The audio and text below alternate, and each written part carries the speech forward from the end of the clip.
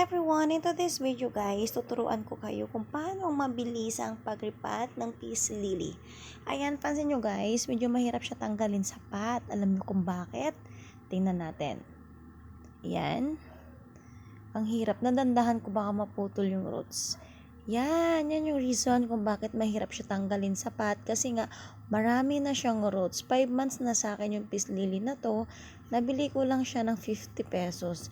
So ngayon, papakita ko sa inyo yung kasabayan niya na mas maliit. Yung reason nito kung bakit mas maliit siya, naarawan siya before and din nasunog yung kanyang leaves. At pagkatapos parang nagtampo na siya guys, hindi na siya nalaki. Kaya naisipan ko pagsama ko sila para kumbaga hindi siya mahihirapan dahil meron siyang kasama sa isang pot. Yan. Gamit kong soil is more in rice hull, merong cow manure and coco peat. Kasi yun yung gusto nila, yung ma-moist yung kanilang potting mix. Kaya mag-add tayo ng, nag-add ako ng coco peat. So ngayon guys, sama-sama ko siya kasi gawin ko siyang indoor or house plants sa loob ng bahay. Si peace lily kasi guys, isa siya sa hindi masila na halaman. Basta wag mo lang siya ibilad sa araw kasi magba-brown yung dulo ng kanyang dahon. So dagdagan na natin ng soil. At pansin nyo rin guys, malaki yung kanyang pot dahil nga mabilis siyang umugat or mabilis lumaki yung kanyang ugat. Kaya ang ginawa ko is malaking pot na para hindi na ako lipat ng lipat.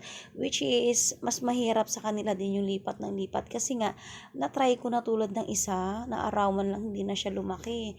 So, yan ang style ko para hindi ko na siya ilipat at pwede ko siya i-display kahit saan. Ayan. Ayan, ginawa ko malaking pot na. Ang ganda nito guys, grabe. At saka namumulaklak to eh. Pero as of now, hindi pa siya namumulaklak kasi nga 5 months pa lang siya sa akin. Yan, isa to sa mga dream plant ko before. Nung pandemic kasi medyo kahit pa paano nasa 300. Tapos ngayon, di ba 50 pesos na lang. So, ganun lang guys, kabilis mag-repat ng ating peace lily. So, linisin ko lang yung dahon kasi maraming semento. Nag-ayos kasi ng bakod. And then, doon nakaline yung aking plants. Kaya ayun, nadumihan na yung dahon niya. So, maganda to guys pag lagi natin pinupunasan yung dahon niya kasi kumikintab talaga. So, yun lang yung sekreto ng ating mabilisang pag-repat. At saka kung gusto nyo rin na laging maganda at shine yung kanyang dahon, ang gagawin natin is punasan lang natin. Yan. Ganun ang gagawin natin. At saka mag-spray tayo ng kanyang leaves.